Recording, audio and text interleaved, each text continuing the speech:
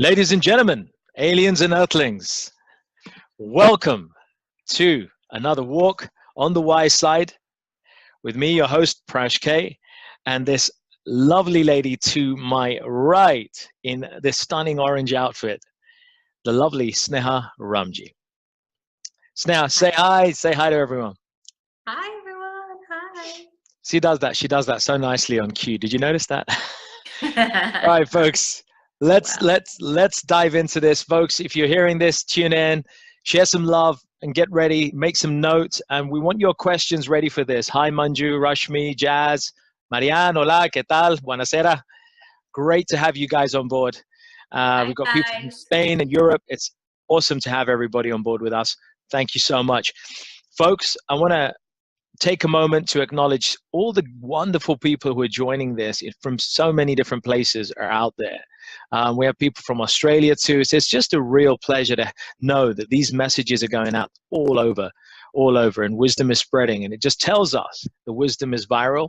We need it. It's what we need more of. It's the fine wine that we're not getting. It's the fresh air that we need and we don't get. And it's that chair that you need it when you've been standing all day. And that is what this show is all about, bringing you that emergency, much needed wisdom that solves problems and heals minds and hearts. So I'm really excited that you guys are with us. Allow me to introduce our very special guest, Sneha Ramji. Sneha has a very unusual background because she comes. Firstly, she's not from the UK. She is an immigrant. She moved here some time ago. She has had a very interesting corporate career in media, in accounting, in finance, in the city. She's got siblings, family responsibilities. She's juggled all stuff, so she's a bit of a juggler. And somewhere in her corporate career, which was varied in media and accounting, she decided that she wanted to transcend and transform herself into her life's calling. And fast forward to a time when she then retrained as a counselor, self-help expert, a transformational soul coach, a Reiki master for nearly a decade now, and a chakra balancing specialist, as well as a powerful thought leader in her own right and a bit of a media personality. Please show your love for the one and only, definitely only, Sneha Ramji. Thank you, Prash. Just to clarify, I do talk to people about their issues, but I'm not a trained counsellor. I'm a soul coach. So just FYI. Well, Sneha, welcome. Thank you for being with us on the show. It's a delight to have you. And this is a subject that's close to a lot of people's hearts. And before we dive in and kind of get into the heart of this matter, I would firstly like you to just take a step back and take us back to what it was like being an immigrant here in the UK and where you came from. Okay, so I was actually born some time ago in Africa, Tanzania, and lived my first 9 years there. And we came over in 1984. Okay. So it's been a while. Bit of a transition because we lived in a small village with no electricity, no running water, very simple life. I remember some of my childhood just being outside playing and not having any of the mod cons, television, none of these games or anything, just being very simple and basic. And then we were thrust into the metropolis of London, so it was quite a change. So you moved here in whenever it was back in the day. You were young enough to remember Lionel Richie. Yeah. And old enough to remember the Backstreet Boys. I don't know, one of the two or the other way around. But you moved to London. You're an immigrant. What was that like? And what were some of the challenges that you faced that shaped your personality or perhaps damaged you or hurt you in some way? Yeah, it's a good question. So I never see myself as an immigrant, but I guess I am because I wasn't born in this country. So that is right. Definition of immigrant. So, with all this negative connotations with immigration, but I was blessed and lucky to come here. However, it was a huge transition. You can imagine, I think I was about 9 and coming to this big city with lights and electronics. We didn't even have a television there, so it was a real change. The amount of people. We were from a really small little. It wasn't even a town. So yeah, shock to the system. I had to enroll into school. I had to live at my aunt's house, away from my parents, just because of circumstances. I had to change. Felt lonely. Felt I couldn't speak English. I Right. spoke Gujarati and Swahili. It was a tough time, definitely very tough, to transit into a completely new culture, new school. Imagine at 9 having to face all that. Even though my parents tried, they were trying to do it for my benefit, Mm-hmm. but it was hard. But I'm grateful. I wouldn't be here sitting here talking to you today if I hadn't done that. It's Right. just the transition was difficult. So I want to ask you, during those years, what key incidents had an impact on your self-esteem, on the shaping of your personality? And I'm kind of asking this because I know we've had this conversation before about bullying and some of the experiences that you had, perhaps parentally as well, things that perhaps were there or not there, and that may have shaped the way that you grew up and the way that you related to the world. Because folks, if you're listening in, let's always keep in mind that a lot of these challenges that we have, or limitations in loving ourselves or even loving other people, have their origins back in our past, either our own childhood or those of our parents even. And we kind of inherit those emotions. There's a lot of emotional inheritance going on here. And Sneha, I want to have you open up a little bit about that, please. Well, I think it was a hard road, because obviously our parents, they all met really well, but they're different kind of parents to now. I was talking about somebody yesterday about this, that we were kind of left to it, and that's how parenting was. They came to a different country, they had to make their own way, they had to find jobs.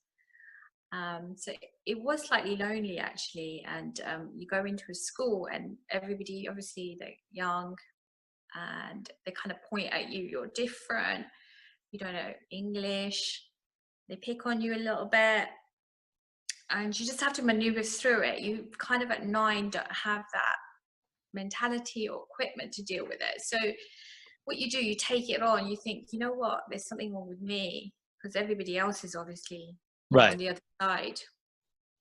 So you take that on board. And then being obviously middle child syndrome as well, you think like, I'm not special, there's an older brother, he's like the first one, and there's a younger sister, she's the youngest. So I always felt a bit of an outsider. Right. And obviously being a healer, being an empath, I didn't know then, but being empathic and very sensitive, I used to take all this internally and spend a lot of time on my own. I'm an introvert. I like my own company, believe it or not. I am an introvert. People going, really? I am. Yeah, there were times, I liked being alone, but it felt lonely as well. It felt like a very overwhelming experience to come into this huge new environment and to have all of these different circumstances. But you get through it, and it makes you who you are. So in a sense, I'm grateful for those experiences, as hard as they were. Now, I don't think so much in the 20s or 30s, because it really impacted my self-esteem. I thought there was something not quite right about me. As a child, you start to make those decisions when people pick on you. And also at home, we had obviously trying to settle in. I didn't have that support. So I just made assumptions that it was me. So let's just stretch that out a little bit. So from that childhood, what impact did that have on your ability to love yourself? Did you even appreciate the need to love yourself in those days? Because no, I guess you just get on with it, right? You don't think about these things. And also, the environment was different. We're talking about 80s, 90s. I'm going to show my age now. Nobody really talked about feelings. You just kind of were stoic and you got on with it. And yeah, you don't think about self-love. I obviously thought there was something wrong with me, and there was a weight. Looking back now, I think I look at photos and I was fine, but for some reason I always felt overweight, chubby. I had, a very slim sister. People in my community, they used to compare me. They used to call me healthy. I remember a cousin once actually put me on the scales to see how much I weighed. And they would say, don't eat rice, don't eat potatoes. So you always felt like a bit of a, oh my God, I'm so fat. So, yeah, great lack of self-love there. Folks, thank you, Sneha. And I want to just invite the audience here. Folks, you're listening in on this. I'd love it if you could, we're opening up here, Sneha's opening up. Please share something from your own life that you have felt was an area that you were neglecting inside yourself, whether that be, a lack of self-love about your body, a lack of self-love about your personality, or perhaps people told you when you were young that, you're not going to be anything when you grow up, that you're dumb. So maybe your intelligence was challenged. Let's open up and share this, because when you start getting this out there and recognizing what it was that people were projecting upon you or made you feel that you were lacking in yourself, then you can start to address it. And it's those areas invariably that we need kind of help with, right? I mean, it's like making a dish. Somebody makes a dish for you and you try it, and you need to try it in order to know whether it's lacking salt or chili or lemon or whatever it is. And therefore, speaking like this and exposing ourselves a little bit, making ourselves vulnerable and opening up about what we were perhaps missing in these years gone by. And it may be in our childhood, like Sneha saying, or what if it was in our teenage years, or even for many of us in our 20s and 30s, we still have these leftover residual projections from other people about things that make us feel that we're not lovable or we're not worthy of that love for ourselves. I'd love it if you would speak to that a little bit about Sneha, because we get the situation, many of us, I think, can relate. I know I can, that I feel sometimes I can't love myself. Maybe I don't deserve it. And sometimes I just feel that maybe I'm not a lovable kind of person. And I spent a lot of my 20s being that way. Yeah, I'm similar. I guess also we were taught in our culture that loving ourselves is selfish. Like you have to give and give to other people. If you did a lot for yourself, it's very selfish. It was really drummed into us that it's selfless, like it's a good thing. And, the scriptures say about seva, serving others. Right. What they fail to tell you is that you have to fill your own cup, your own jar first. You can't serve from an empty place. They just focused on the service of others. So if you did anything for yourself, that'd be very selfish. So yeah, I spent 20s, 30s, and what happens with the universe is if you're giving that energy of brokenness, of not loving yourself, that message subliminally, the energy goes out to people, and the universe sends you situations to heal that. So conversely, people come to you that treat you like you're not lovable, so it reinforce that message, actually you're not lovable. So if I was dating in the early 20s, I would get guys that didn't like me, or they would just reinforce this idea that there's something wrong with you. And I always took it on myself, going, yeah, there must be something wrong. Like I got married really late, so that whole time I spent thinking maybe there is something wrong with me. And in our culture as well, somebody said to me, if I rejected somebody, have you looked in the mirror? So it was a very harsh upbringing. People made you feel like it's your fault. And I'm not blaming anyone. I think this isn't to share and go, let's blame people. It's more like just awareness, and also how people's words and everything, especially to kids, really shape who you are. These people maybe didn't know what they were doing at the time. It's the way it was. So I'm not blaming anyone. It's just, to kind of recognize what happened and how you get to where you were. What I say to people is that we have programming, a bit like, software. And you've got these people on this side, and they give you this program about yourself, who you are. They give you your identity, and it's societal, isn't it? It's from a young age. Sure. Your friends, your siblings, your family, your parents, your aunts and uncles, everybody tells you who you are or who you should be. And eventually you kind of change and you start to recognize. So what I'm saying is, don't take this thing that you've been programmed with. You can deprogram yourself and reprogram yourself to be lovable. We all are lovable. We're part of divinity. And society has taught us something completely different. I mean, look at the magazines, look at the ideals. They're all airbrushed. There's ridiculous bodies and, you know, perfect everything. They don't wake up looking like that. They've got a team of people that do their nutrition, train them. You know, they make a living out of looking good. And all these young girls think they're inadequate because they're trying to compete with that ideal. And it's very unrealistic. So you touch on a really important point here, and I want to come back to that in a second. What I want to ask you is a definition. Let's get into the heart of the matter now, and let's really get into this, into the depths of this. What and how do you define self-love? I would say self-love is taking care of yourself and put your own needs as a priority. I'm not saying ignore everybody else's or be selfish, but prioritize yourself. What I always say is, you know, that classic kind of analogy, if you're on the plane, you always have to give yourself oxygen before you can give to others. So make sure that you're filling your own reservoir full of love, because you can't love others. You've got nothing inside of you if you're trying to get love from outside.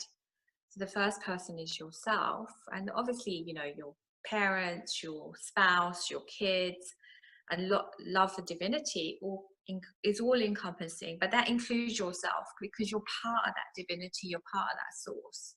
So never leave yourself out. Okay, but a lot of people will say to that, and some people do, when people say, hey, I don't love myself enough, the criticism people get is they think it's selfish, right? So let's get clear here. How do we distinguish between self-love and selfishness? Selfishness is egotistical narcissism, where you're trying to like put yourself first above others, or you tread on people to get to places, or you don't consider others in your decision making. Whereas self-love is actually encompassing everyone, treating everyone equally, including yourself. Because I think what some people do, I know that I have a lot of clients, particularly women, that put others above themselves. And, you know, it's selfless, and they people pleasers. And ultimately, they forget who they truly are. So you're not coming from an authentic place. Right. Selfishness is when you're not coming from an authentic place, you're trying to get ahead by trampling on others. Whereas self-love is from a very authentic place where you love everybody equally, including yourself. Okay, so let me ask you this. Self-love is heart-centered then. What you're saying is self-love is heart-centered, whereas selfishness is obviously ego-centered, right? It's about our desires and it's fulfilling ourselves. Yeah. So given that definition that self-love is heart-centered, it is about taking care of ourselves. It is about filling our own cup before we try to fill somebody else. How do you balance trying to give yourself love whilst also tending to the demands that other people have of you in terms of giving them attention, giving them love, giving them time? Well, we all struggle, don't we, in this kind of time poor society. We're all struggling, but then we find time to be on Facebook, and we find time to be on WhatsApp. So we need to kind of come back to ourselves. I say to people, clients, give yourself half an hour to an hour a day. We can all find it somewhere. And then you can do things that you enjoy, your soul enjoys. It could be reading, taking time out, you know, meditation, whatever your soul craves. Give yourself that time. You know, when I started the journey on self-love, I used to take myself out for lunch, and people are like, oh, you going by yourself? I go, yeah. I want to show myself appreciation, have a long bath, just do nice things, you know. It doesn't have to be a drudgery, and we all have responsibilities. But ultimately, we're here also to enjoy the physical experience of being in the body. Who's that? Sorry, there's a interference. Go ahead. Yeah, so that was my point. Sorry, there was a bit of a technical thing there. All right, so let's talk about the importance of kind of finding that time to bring self-love to the table. How do you cultivate self-love? You touched on a little bit about it, but let's kind of bring that out. How do you cultivate self-love? Okay, so first of all, I think it's to do with self-care. So, it takes discipline as well. So sometimes it's waking up a little bit earlier to go to the gym. Mm-hmm. It's eating healthily. It's looking after yourself.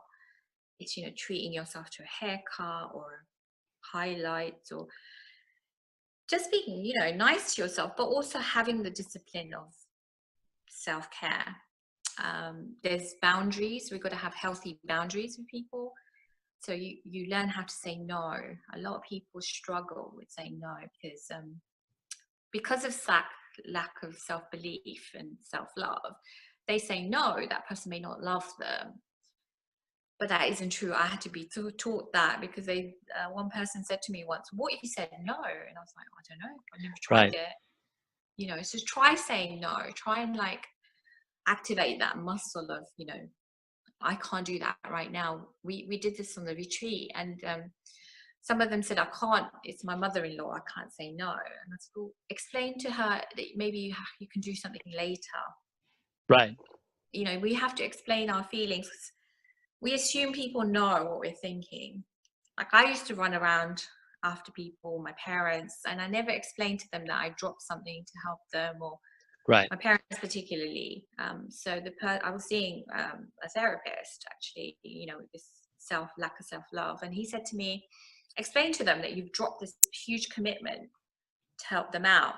Right. So I started to do that. Well, guess what? They started to respect my time, because energy responds to energy. So if you start to show yourself, not respect, but that's the word I can get, respect for your own time, then other people start kind of picking up on your energy. So are we talking about learning to say no here? It sounds a lot like learning to positively say no, right? One of the big failings, and I know I've been victim, and folks, if you're listening and can you resonate with this, then click in here, because I know a lot of people who have this issue. They have almost like a complete inability to say no to people. And then you end up becoming a people pleaser, or somebody who's just worn out because you just can't say no. So how important is that, to say no in a positive, non-egotistical way? I think it's hugely important, because otherwise we just end up running around and being resentful. Sometimes it can backfire because you don't have time for yourself. Right. You So, do. so learning to say no with class, with a little tact, and especially in family situations, you need to learn to respectfully say no to situations or demands upon you from time to time. Is that what we're saying?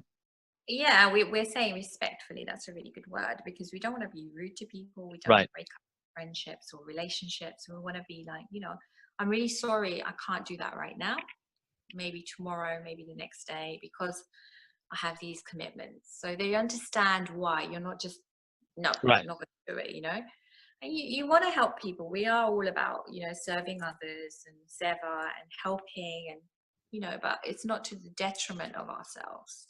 That's where the boundaries come in as well. Sometimes if you have people that you give and give to, like energy vampires or toxic people, sometimes their reservoir, their hole is so big, you can keep filling it and keep filling it, and then they're Right. taking your energy.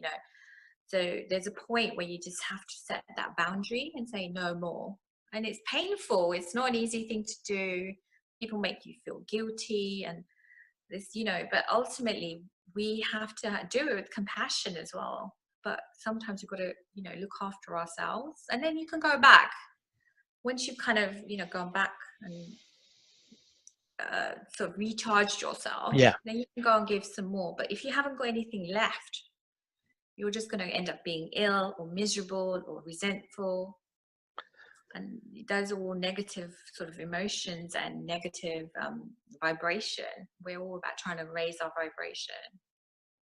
Okay. So let me put this to you, and especially because this is urban spirituality, and a lot of our audience do have some kind of professional role or are entrepreneurs and have some kind of busy day job. How can you learn to say no and cultivate self-love in the workplace with a busy career? Okay, that is a good question. I used to I be know it's a corporate. good question because you used to be there. Yeah, I used to be corporate. I worked for Right. BBC, ITV, so NBC Universal. That was a tough company. It's a Right. And US just don't tell me that you got to leave all that to do that, right? Not everybody's going to become a Reiki master and company. a soul coach, right? Not everybody's going to jack in their jobs. Not everybody can, right? People may not necessarily be able to do that. How can you cultivate that self-love when you're in a busy, tough corporate lifestyle or a job? Even at work, I think, again, I'm being a little bit, because I'm a woman, I think women are particularly bad at this. We try and do everything at work as well. But sometimes it's okay, I think, to say no, to Hmm. prioritize. Hmm. It's too much, speak to your boss. I used to do that, to say, manage people's expectations. You're not, superwoman or superman. You can't do everything, because a lot of us juggle, personal lives, kids, so much going on, and we're like trying to appear like a swan at work, where we're Right. kind of paddling underneath furiously. So it's good to share. Depends on your work. Some things are very competitive, I know, because I've been in those situations. And then maybe you have to change. Like at NBC Universal, it's a very tough environment, and it wasn't for me. So I left. I went to Football League, I think it was at the time. So you just, you have to work within your parameters, your Hmm. personality. I say to people, take a lunch break if you can, take half an hour. I Right. think most people I eat think at that's their good desk. advice. Yeah. Yeah, and it's really unhealthy, because you're going to be more productive if you take that half an hour than if you ate your sandwich at your desk, because your brain will, reconfigure. Do a small meditation, maybe go for a walk in the park. Just get away from your desk for a bit. Have a little self time. Okay. How can you, and it's a question that's been on my mind as well. So, How can you develop that self-love for yourself in a way that doesn't make it self-centered? we're going to. I don't think I'm self-centered, and I've managed to cultivate. I'm very caring, very kind to people. I like to think so. But I have me time. I know when I need time to myself. I know when I need to, like, relax, switch off. Right. Then I go back and give more. I made it into a profession, actually. So then I have a very clear division of giving, home time, life, and so on. Because Right. people respect my time, like my customers. I don't expect anyone to call me at 11.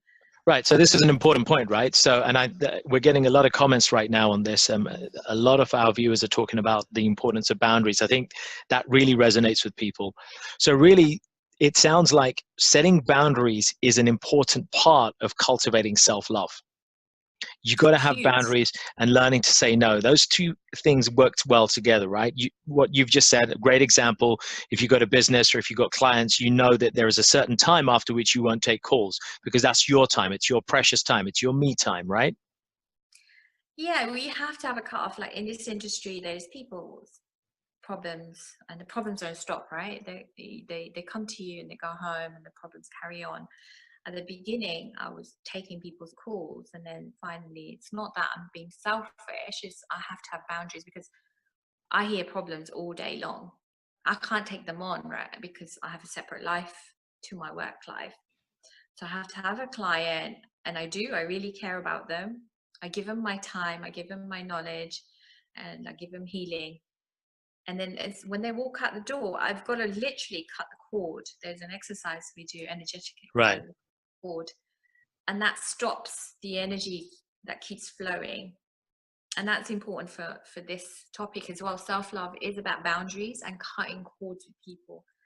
As I said, people will, not everybody, but and I'm not judging people that need energy. They may be needing to work on themselves. I was that person. I was a needy person when I wasn't cultivating self-love. I was trying to get it from everybody else, and I was trying to get it from outside. Right. So there's people around you that's probably in that situation. Yeah. Ask them, to get help, or try and give them these techniques, meditation, connecting back to source. there's so much material nowadays. Louise Hay is really good. You can heal your own life. And there's Yeah, people like great resource. yeah, like myself, you can come and see me. I do soul coaching and I teach self-love. There's things on my website. So there's so much information. You don't have to be there for every single person, because if you have a healing energy, people, you know, like an empath and you're sensitive, people will come to you naturally. They'll be drawn Yeah. to you. They'll want to give you their problems because, you know, you're good at sort of feeling and being empathetic. But you can't take on the problems of the world. All right. So I want to touch on that because a couple of questions that have been coming in here from the live, and I think there's some really good questions. Priya's asking, if setting boundaries and saying no puts pressure on a relationship, how do you overcome that?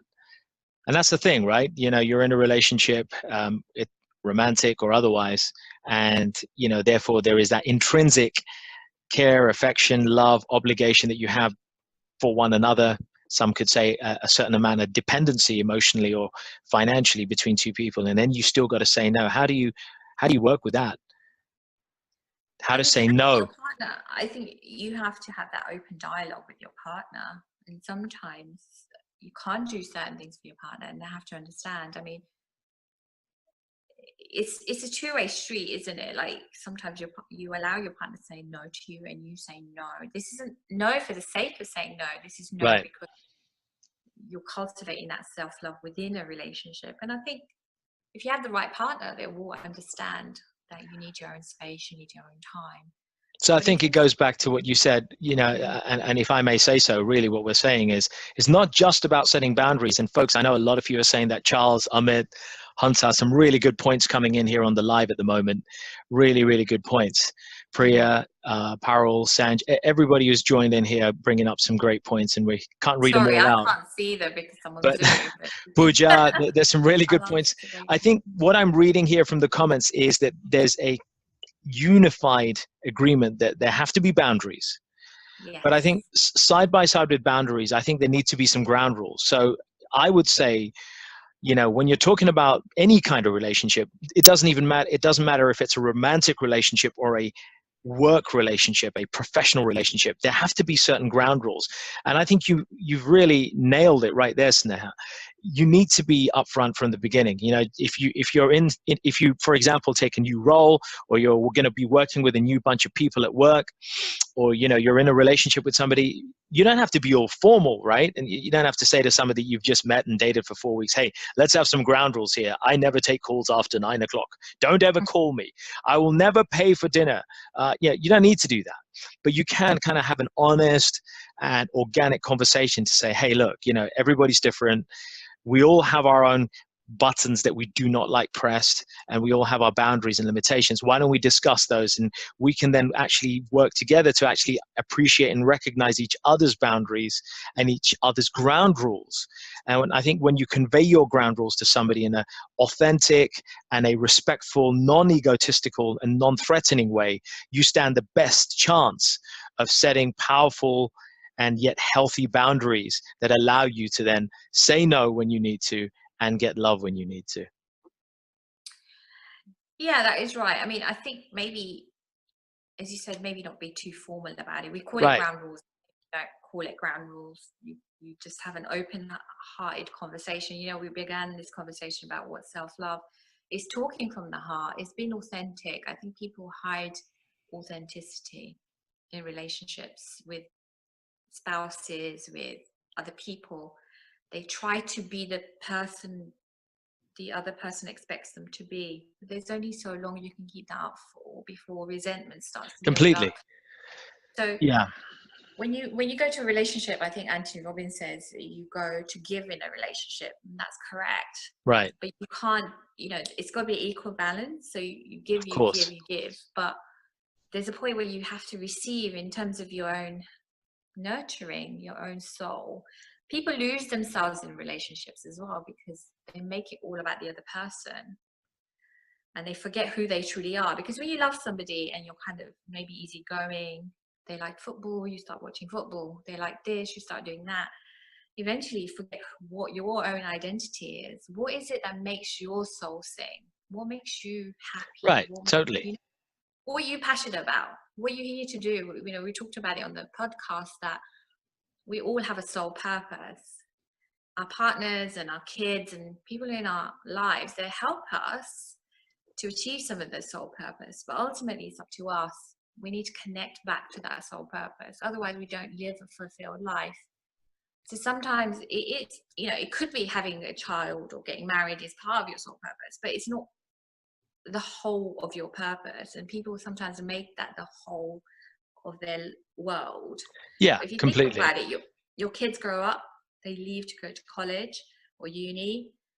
Sometimes the husband and you may get divorced, or the husband or the wife may die. Right. Nothing is forever. We can't rely on the external love to keep us going, and a lot of people tend to do that. We need to go to the internal and cultivate that love. And we haven't touched on this so much, but it's going back to who you truly are, to connect with source. And you know, I teach meditation because when you meditate, you really go back into who your natural personality is, your authentic self, and you link back to source. So you have to cultivate self-love. You have to do work on yourself. I go on about like the spiritual journey is about really getting to know who you are and accepting who you are. Mm-hmm. Self-love is not just all, you know, about all the good things. We have light and dark. So Carl Jung talked about your shadow self, and we all have that within us. And part of this journey is accepting that, is accepting the dark and the light. I think that's a very valid point, because we don't accept those imperfections that we have. Is it not case, and folks, you know, I'm sure some of you can relate to this, that sometimes we've put ourselves on a pedestal that's so high that it causes us to suffer, and yet the pedestal wasn't even put by ourselves. It was other people whose words and whose words were so important to us, upon whose words we place so much value and meaning, that has caused us to build a pedestal for ourselves that we just can't achieve. And I think you've hit the nail on the head again, Sneha, that if we're placing ourselves in that kind of level of pedestal, we're trying to seek some kind of internal perfection. Who the hell are we trying to please here? Are we trying to please us? Are we trying to please our parents? Are we trying to please, you know, our lover? And in doing so, we're losing ourselves. We're actually diluting the very essence of who we are. I mean, that's shitty. That should never, ever happen. It happens all the time, because, you know, I was talking about this side where society, which includes everybody in our lives, the prominent people, parents, spouses, relationships, right. They put the programming into us, and we call it head tapes. A client of mine calls it this, and that tape keeps playing. And you may be going to a relationship, I'm unlovable, and that energy goes out. That person treats you like, oh, you're unlovable. Oh, this is true, I am unlovable. And it continues. And it's such a shame, and it's so sad that you live your life because other people have told you who you are. Whereas actually, you know, you are a child of God and you are full of divinity. And we just need to link back to that. And as I said, we all have good and bad. We have jealous thoughts, we have good thoughts, we have bad thoughts.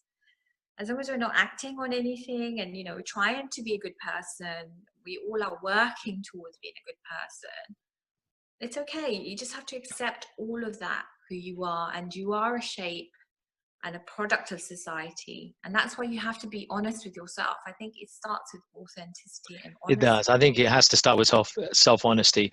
Hansa made a good point here. She says women still today feel it's not their place to communicate, that they will put their soul first and then give to a guy. So, and I would just say, yes.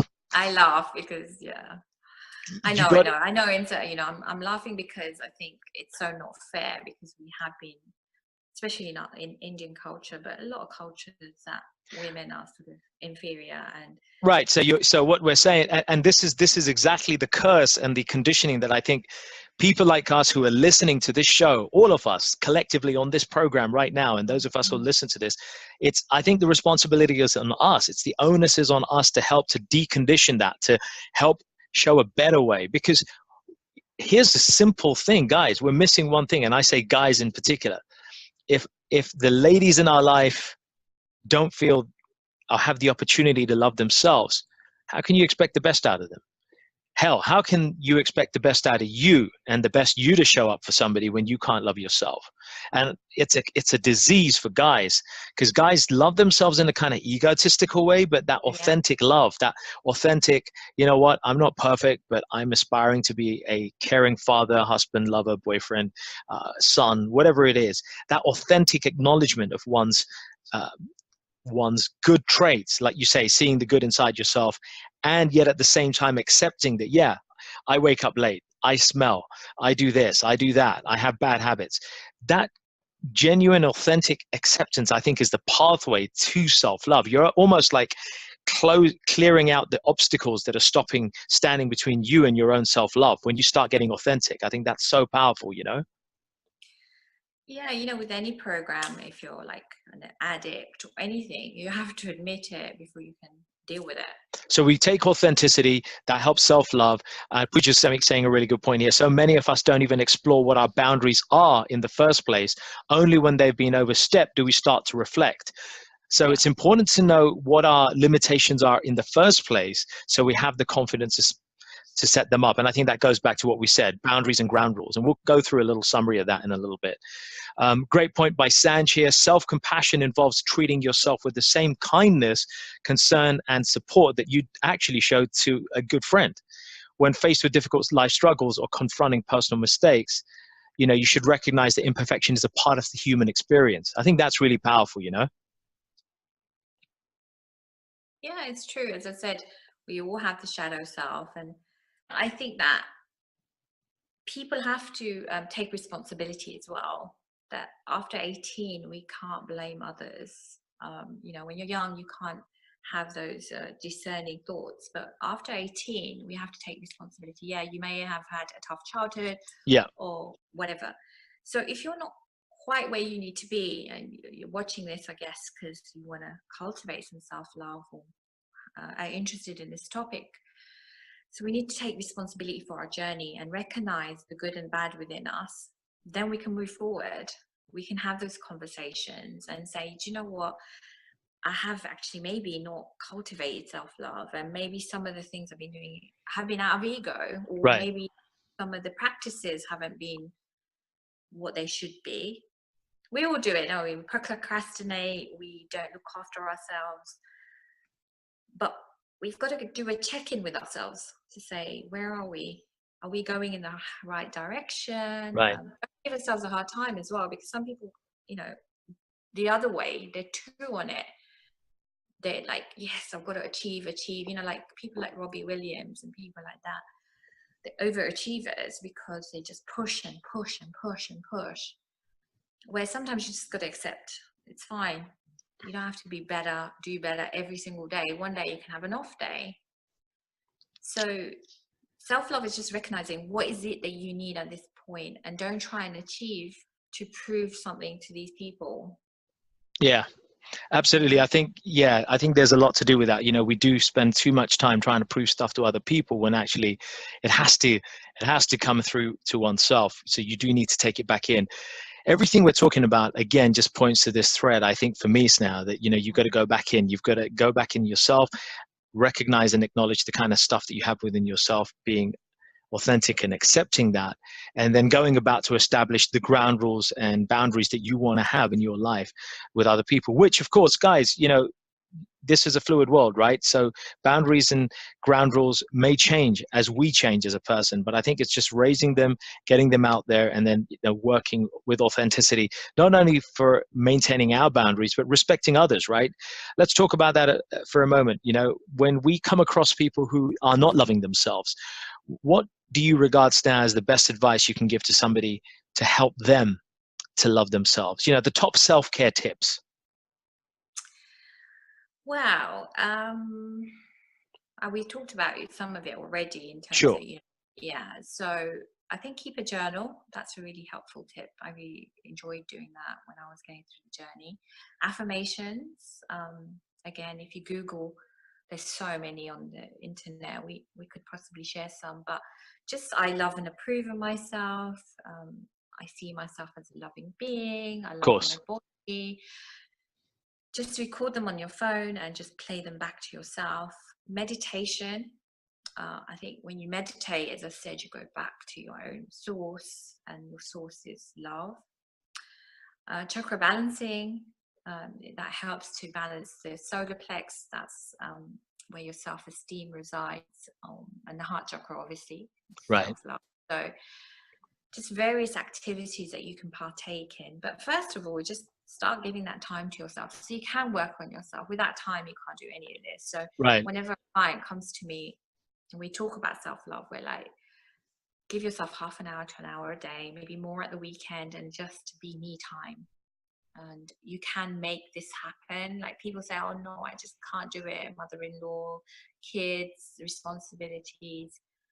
But if you really look at your day, you can find that half an hour, because that half an hour will make you more productive, more loving. Half an hour to an hour will change your life. It's worth the investment. So we need that time to think and reanalyze and, ask these questions. Otherwise, we're just going to be lost in the busyness. Busyness is the new addiction, isn't it? Right. Everyone's too busy. You talk to anyone nowadays, what have you been up to? Oh, I'm just so busy. We all do it, I think. And we're hiding from ourselves. Like, I think I did a video on self-love, and I was talking about how we hide in food, we hide in alcohol, we hide in addiction, or we hide in even the smallest things, like watching excessive TV. I have some clients who just procrastinate, and that is a lack of self-love again, because you're not trying to achieve your ambitions, your dreams, and looking after yourself. You just out of the game by just watching constant TV or gaming, or We totally do that. So you hide from yourself again, don't you? So I think that's an important point as well. Self-love doesn't necessarily mean losing yourself in your favorite TV shows or games or other stuff, because that could be distraction. So I think it's important to make a distinction between watching a TV show or chilling out and, I don't know, playing a computer game or reading a book because you want to do that to nourish yourself, versus doing that because you want to escape from something. I think that's a major thing that we need to be aware of, that that's not self-love then. That's just escapism. You just want time to run away, right? You're not trying to, and let's get this right? Self-love is about running towards yourself, not running away from yourself. Completely. So you may think, oh, I'll have a cake. That's self-love. Okay, that's fine occasionally. But if you have that cake every single day, that isn't self-love. That's just like kind of addiction. Sure. If you watch a TV program, here and there to switch off, that's fine. But if you watch hours and hours every day, again, you may be putting it under the banner of nourishing yourself, but that's when we talked about self-care at the beginning. It takes discipline as well. Love for yourself takes discipline.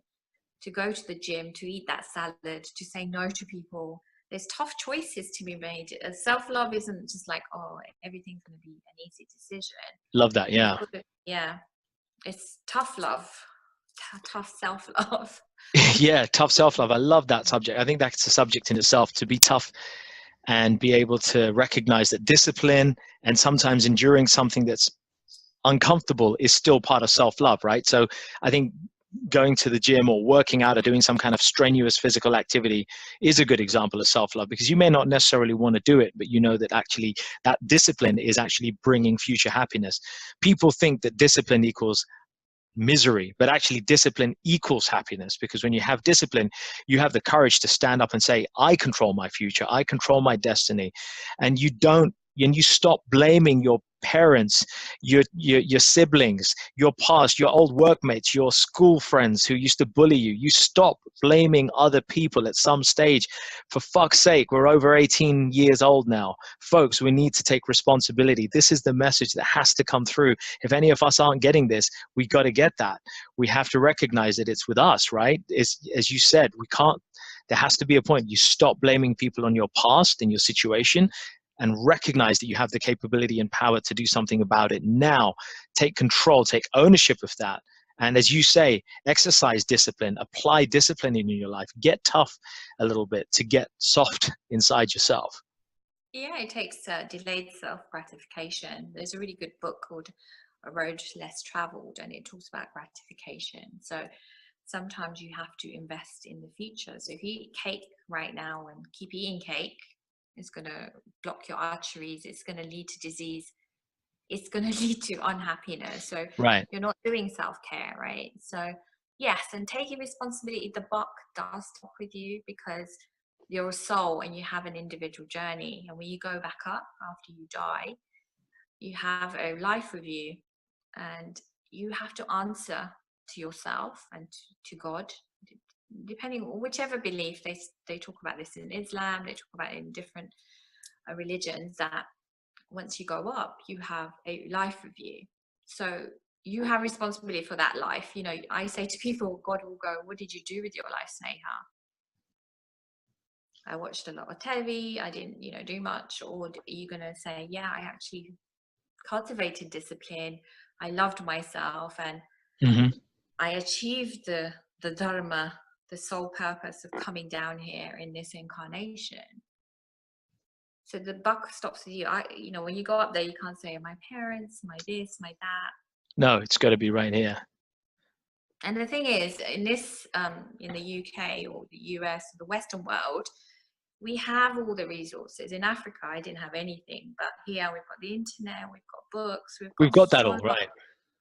We've got people like us who run retreats, and we have one-to-one sessions. There's so much availability of help that it may take time as well. Don't give yourself a hard time. Don't go the other way. I'm still messed up, and it takes a while. I say to people, it took 30, 40 years for you to get here. It's not going to Where change you are, overnight. yeah, you're not going to change overnight. I think that's massive. And, if I may speak for myself, I know that I think for me, part of giving love to myself, um, with the childhood and the upbringing that I have, where I felt perhaps I lacked a certain amount of love from people around me, and somehow I couldn't give it to myself. I was reaching out to get love. Having lost, my mum early and so forth, I think I missed out on that love, and I kept reaching out for it. And it took a long time to recognize that part of self-love is actually going and getting some therapy, going out, spending time getting some therapy or counseling with people who can help you to coalesce and to make sense of what has happened in your past, in order to allow you to pave the way for self-love to happen. So, folks, don't be shy. I think it's a big taboo, especially in the Asian, Indian community, to seek help from people. It's like, like there must be something mentally wrong with this person, or it's almost like you're considered an outcast just for going and getting a therapist or hypnotherapist, counselor, coach, whatever it is. Actually, it's the furthest from the truth. Top performers in society for so many, many years have had their own therapists or counselors or coaches, right? Tony Robbins, Oprah Winfrey, Zig Ziglar, Richard Branson. All of these successful persons have had some sort of coaching, counseling, therapy. Most of them have had in their lives, and therefore it's actually to be praised and to be commended that people actually do that, because that is self-love. It's tough love, I think, as you say, Sneha. It's tough love, because you don't necessarily want to pay 50, 60, 70, 100 pounds to somebody to go and talk about your stuff. But actually talking that through and investing that money is going into yourself, right? Again, that's self-love, giving money to yourself, not just buying a handbag and a subscription to Netflix. What happens is you have resistance as well. So I've had people that, tell me their problems, and I go, go and see a therapist who will help you. No, I can't afford it, and it's resistance. This is a proper investment in yourself. Do you want to invest Totally. in yourself? You can go on holiday to exotic. I used to do this, right? Exotic destination, spend £800,000 easily. This is an investment. You're going to change your way of thinking. I went when I was in my 20s, and I'm not embarrassed about it, because I say, if you break your hand, you're going to go to the doctors. You're not going to try and fix it yourself. So if there's something about you that's not quite right up there, your brain is not processing Completely. it doesn't mean you're mentally ill or whatever. Some of us are. Mental illness is such a taboo. People are starting to talk about it now. But if you've had hard time, or if you've had trauma, it's going to impact you. It's like having a broken hand or a finger. You're going through life with an injury, and there's experts who can fix it for you, and you're trying to fix it yourself. So there's no embarrassment in if you need to like I don't know, train for a marathon, you might go and see a personal trainer. If you need your teeth done, you go to the dentist. Go. Go and see Yeah. somebody, to go and see somebody who can fix your pattern of thinking. For me, it's a no-brainer. I think that's massive. I think, folks, if you're listening in, and I got to say it because you live this now, this is what you do. You gave up a corporate career, a successful corporate career, paying reasonably good salary, and you not threw it all away. You gave it all up because you felt that your calling was to convey these powerful messages to people, to empower people to be able to become their best selves by investing in themselves, to have that self-love. And I think that if there's one message, people, that you can take away from this, if you take nothing away from this live call, take away the importance of investing in yourself by seeing somebody who is a trained therapist, counselor, coach, somebody who can help you, as you say, Sneha, very rightly, to get yourself into a better state. That's money that is pricelessly well spent. Completely, because I gave up a career in media. Like I worked for BBC, ITV, and people are like, oh my God, you gave that up for this? Because I went from here earning wise to there. But you know why I did it? Because I went through that journey of lacking self-love, of loneliness, of not making the most of my life, not pushing the envelope, not because I was too afraid and too insecure and too this and, you know, playing too small. And by seeing these experts, and I spent a good 10 years, if not more, reading and seeing, and I still read and still see people, and I still get healing myself because I think it's a never-ending journey. Is investing in yourself. You know, people pay $8,000 to go see Anthony Robbins. Why? Because Right. they're Yeah. investing in themselves. And it pays dividends, because when you invest in yourself, that money you can make back easily because you have that self-belief. You're in line with your values. You're in line with the universe. You believe in abundance. It will pay itself back, you know.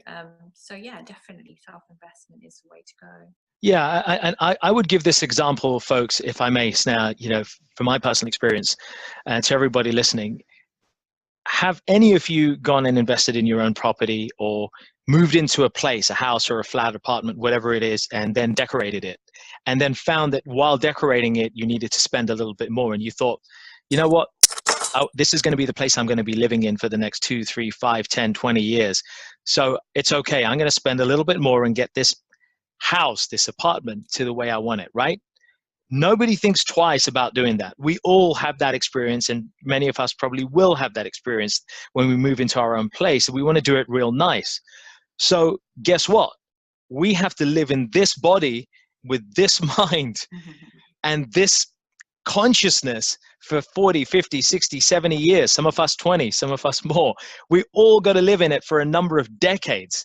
Surely we should apply the same generous yet well discerning consideration in investing in ourselves, just like we do with a house. We got to live in this vessel after all. So we should invest money in ourselves, whichever way it is, but with discretion.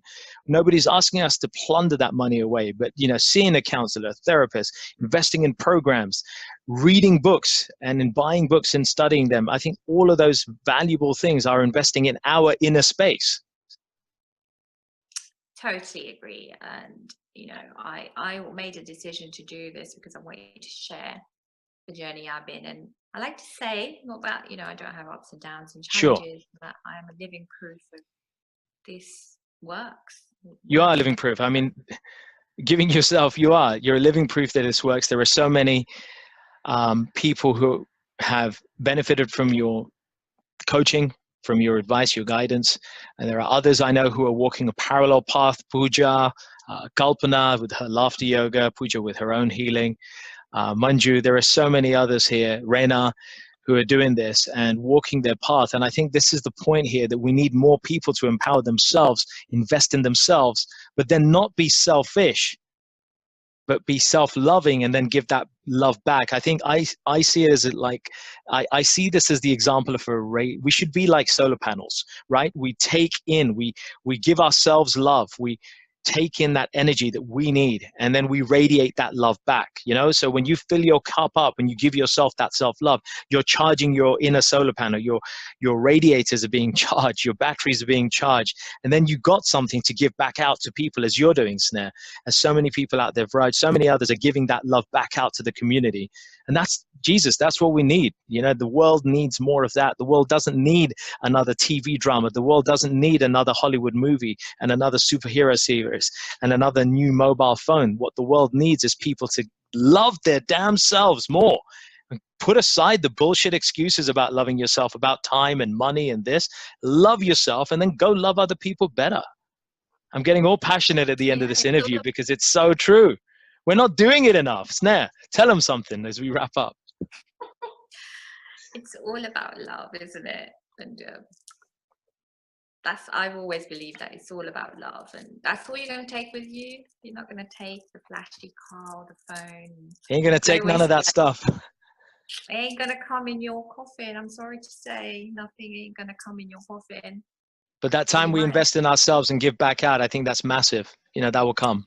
You're going to take, you know, your bhakti, as in your sadhana, the practices you have, like meditation, prayers, the knowledge, and the investment in yourself and the self-love and loving others. That's all you're going to take with you.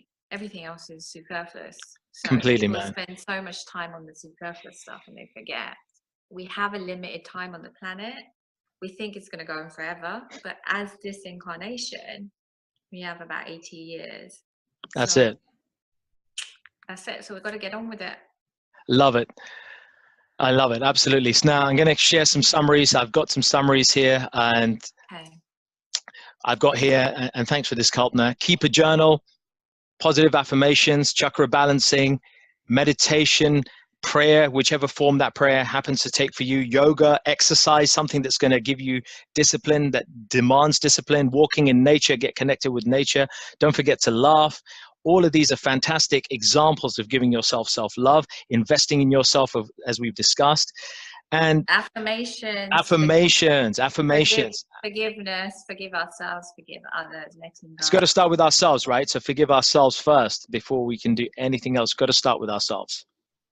Yeah, letting go emotions and situations. They're done now. They're in the past. Move on. People Absolutely. have a lot of things, and that degrades us as well, and that's not loving ourselves. And talking of not loving ourselves, folks, for many of you who are listening to this, you'll be celebrating the festival of Navratri, Garba as they call it, right? So I have a little, I've come up with this little acronym that I think will help us remember the essence of this session. We've just talked about the top self-care tips, and we've gone through a summary of those. But let me say this is the season of Navratri coming upon us, as you know, in the Indian calendar. So I've come up with this little one, Garbas. Garbas. G for ground rules. A for authenticity in your communications. And as you said rightly, Sneha, not only authenticity with other people, but with ourselves, being authentic to ourselves.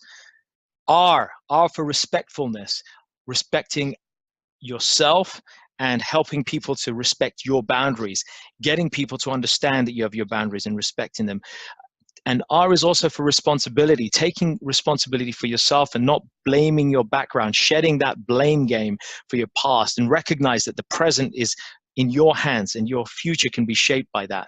So R for respectfulness and responsibility. B for boundaries. We talked about that extensively.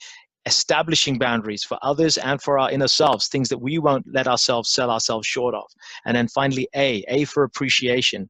As you said rightly, self-appreciation, showing kindness to oneself and recognizing one's accomplishments, one's talents, one's ability. So Garba. Guys, you have it right there. Garba, the season of Navratri. Hopefully you remember this. Sneha, any final words from yourself? And also, can you tell us what's on your radar? Any projects or any events that you've got coming up that people can come and learn more about, please?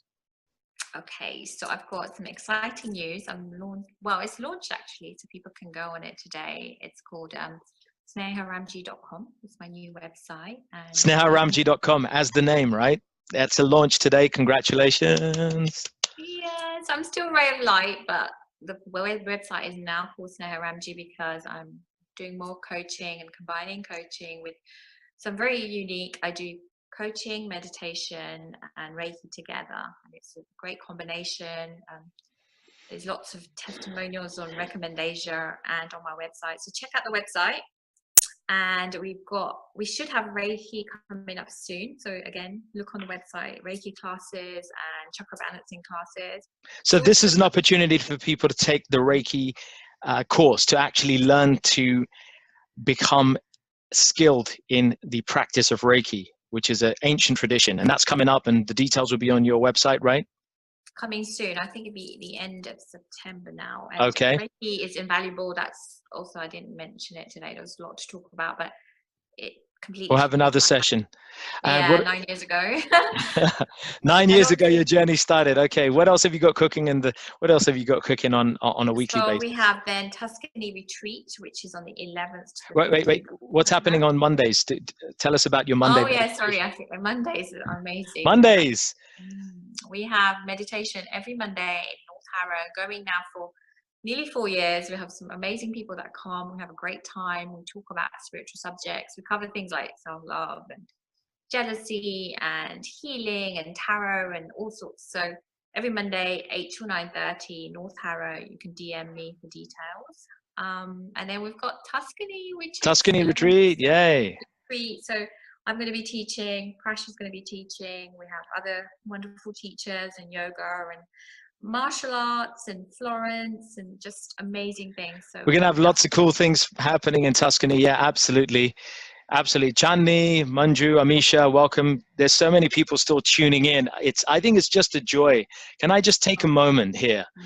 Can I just take a moment now to acknowledge all the talented, unique, and good-hearted individuals who are listening to this show 1 hour or something into the show, and they're still here. Wow, you've got patience. I want to acknowledge everybody who's here, because you've taken time to listen, because hopefully there's something here that you felt that could benefit you. And we hope that, and I think, and I speak for you, I hope I speak for you here, and I say this, that I think as fellow light workers, you and I and so many other light workers listening to this, I think it's our mutual and universal wish that the wisdom that you're learning here can help to transform your approach and attitude to self-love, but then in turn, be a flame and light other people's desire for self-love. Find out people in your family, in your friend circle, people who you feel may be showing signs that they're not loving themselves, either because they're working too hard, they're hating themselves, they're hating life, they're down on people, they're down on their luck, they're greedy, they're selfish, they think they're fulfilled. All of those categories of people, go show them some love, teach them some self-love. And I think if we can all do that, that can make a powerful transformation and carry on this great work that you're doing, Sneha, in your capacity. Yeah, if you like something about somebody, if they're wearing a nice dress, or if they look nice, obviously within appropriateness. Share some love. Yeah. Help them to learn self-love. Yeah, we don't do enough of that. We project some of our things. And if you're projecting as well, look out for that. If you're feeling like not having a great day, try not to project to others. And be nice and be kind and be loving and be a light worker. We need more light. We need more light workers. And guys, if you're listening, we need more guys doing this stuff. This is not exclusively for ladies. Self-love and all these soft things are not just for ladies, okay? This is for us. So all the guys who are listening, special kudos to you guys for sticking around and listening to this, because, geez, if there's one species on this planet who need to learn some self-love and learn to see their softer side, it's men. The world over, man. If men can learn to love themselves properly, authentically, they would be nicer partners, nicer husbands, nicer sons, fathers. So much can happen if we can teach this and learn this. Because I think it's massive that we're doing this. So really big kudos to everybody who's tuned in. And as Sneha says, you can check her out doing her thing in London at any of her workshops and seminars. And Sneha, hopefully we're going to have you doing all of this live in Tuscany in about a month's time, in the middle of the mountains in near the beautiful city of Florence. And you'll be doing some live workshops, hopefully, there. Yeah, totally. We cover subjects like this, you know, our thinking, positive or negative thinking, self-love. We'll have new topics. We have meditation, chakra balancing. We have pranayam. So we do quite a lot. So yeah, I'm looking forward to it. So folks, if you haven't already done so, check out Sneha's website, sneharamji.com. Check out the Mantra Therapy website, mantratherapy.co.uk, where you will find all the details of our retreat in Tuscany in a month's time. It's supporting a fantastic Italian charity in the heart of Florence, in the heart of the Tuscan region. We'd love you to come along, be with us, support yourself, invest in yourself. Check out mantratherapy.co.uk for details. And one humble request, if I may, Sneha set up a new website. She's got a fantastic group on Facebook. Sneha, tell us your group. So my group is called Creating Abundance and Spiritual Upliftment. Manju really helps. She's on, so thank you, Manju. And we put quotes and articles, and I'm going to start Facebook Lives again from next week, probably on a Tuesday. So I'll confirm that. So try and join that. And absolutely. So what was I going to say? Just kind of, yeah, I'm going to offer free consultations. So people that are new to me, that we've not had any interaction, if anyone watches this afterwards, there's a form on my website. Just fill that in. You can get free meditation, free consultation. Give me a shout. That is, I couldn't have said it better. You know, from and being an immigrant to being bullied, to being to working in environments which were chock full of men, and you being the only lady, to having friends who are turned out to be not really good friends at all, through relationships and dates and failed, all kinds of things. You've turned out to be the healer that you are, and you are truly living proof that one can live their purpose and their passion without having to be out on the streets, without having to beg for a living, but to live with nobility and honor and help people around you. And I think that is what the world needs more of. We all can learn from that and aspire from that. So thank you, Sneha, for being with us. Your name, Sneha, and for those of you who are listening, the word Sneha, please tell them what the word Sneha means. It means love. It means love, love and deep perfection. The word Sneha comes from Sanskrit. So Sneha, thank you for being the embodiment of that and sharing that on this show tonight. Thank you, and thank you for everyone for listening, and we hope to see you or interact with you soon. Lots of love to all of you. Thank you so much, folks. And I may humbly request you, if you haven't already done it, please leave a like on the Mantra Therapy page and leave a little 5-star review or some kind of high-star review. If you're liking what we're doing, please support us. We do this. It takes energy and passion to do it, and we do it because we care, and we like to have a laugh as well. So please show some love. Check out Sneha's page and check out the Mantra Therapy page on Facebook. Like it, leave some reviews, and that will help us grow and spread this message. Please be a part of this change and share, and we'll see you on the next episode, and we can't wait to see you then. Peace out. Namaste.